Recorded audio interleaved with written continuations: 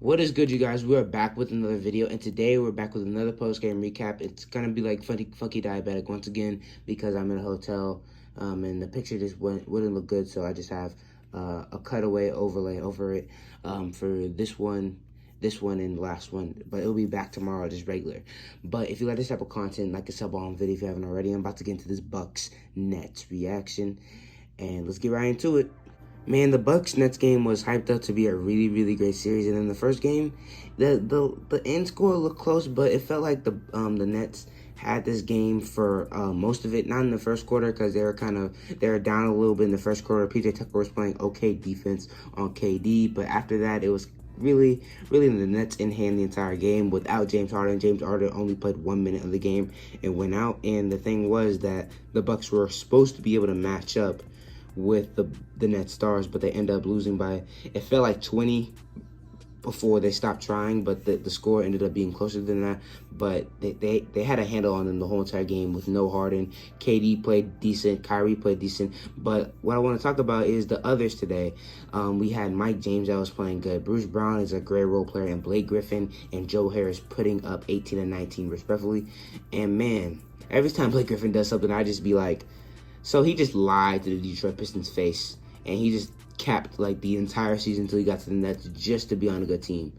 I don't know if I respect it or not, but hey, he's on a championship team now, so it is what it is. But Kyrie and KD did their thing, but I'm glad that the others really stepped up with James Harden being out. Dante DiVincenzo's out for the Bucks, but obviously that's not as big of an out as like a Hall of Famer is. So although they did have an out too, it's not an all-star player. And man, they were supposed to be able to match up with them, but they weren't able to match up with two of them, let alone three. So I'm not sure how competitive this series is going to be after watching this first game and just the handle they had on them without Kyrie and KD playing great, although they did play pretty decent. Man, if a role player like this is playing, at least two of the role players are playing like they did today, every single day, every single game. I mean, they have multiple. Jeff Green didn't play today, but they have Shamet, they have James, they have Claxton, they have Griffin, they have Harris. They have a couple of them that are able to get hot pretty quick. And if just one, really, the Nets have a chance to win in every single game because I'm pretty sure KD and Kyrie are going to come with every single game. But let's talk about the Bucks now. Chris Middleton played terrible today. Besides the first quarter where he did decent, man, it was pretty bad. I'm not even gonna lie. And my friend that's a big Giannis fan, like, hates Chris Middleton because he feels like he doesn't step up in the big moments, and he showed that today. Giannis did step up. He had a 30-point double-double, I think, maybe triple-double, but double-double, and he was pretty good today, but they ended up taking the L anyways. But I'm not gonna lie, he was pretty efficient too.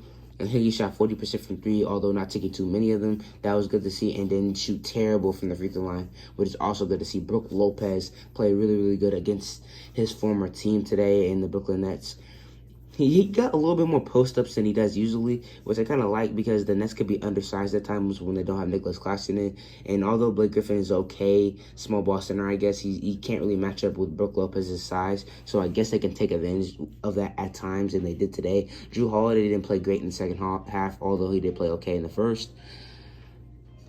But I feel his defense will slow down and tire out Kyrie throughout the series, but Kyrie's still going to play good because he's literally a magician on the court. So it's going to be super hard to shut Kyrie down. But Jrue Holiday will do a decent job to slow him down, I feel.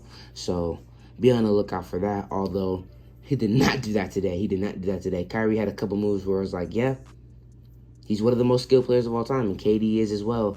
And I'm hoping this becomes a more competitive series with Chris Middleton playing better because I don't think he's going to shoot 6 for 23 or 24 every single game. In the the Bucks, I heard a stat. They said they only made 2 threes in the last 3 quarters. They hit 2 in the first quarter and then 2 for the rest of the game. I'm not sure if that kept up for the entire game, but at a point that was the stat. And the Bucks are a decent 3-point shooting team, especially with Chris Middleton on and Bryn Forbes as well. Bryn Forbes did not play good today. He was missing a lot of shots, and he was big in that series. You remember the stat of Bryn Forbes having more points in the series than Jimmy Butler. He played really big. So people like that for the Bucks have to step up, especially with DiVincenzo out. For the defensive purposes as well, they have to step up because I feel DiVincenzo would have got some minutes on Kyrie, and now they have to replace that with somebody else. But PJ Tucker is also going to be really great in this matchup. He's probably one of the most important role players on the team, if not the most important, because in that first quarter, he was making it pretty hard on KD. Now, KD had his way for most of the game, but he had a couple, I think he had one pickpocket steal for a Giannis lob. Yeah, he just has that type of defense in. He has that mentality to really go at any star on the court. So that's something that they need, especially on this Bucks team. So, man, I say Nets in 7, but I wouldn't be surprised if Nets in 6 and 5. I really don't think Giannis and them have a chance to win this series, to be honest with you.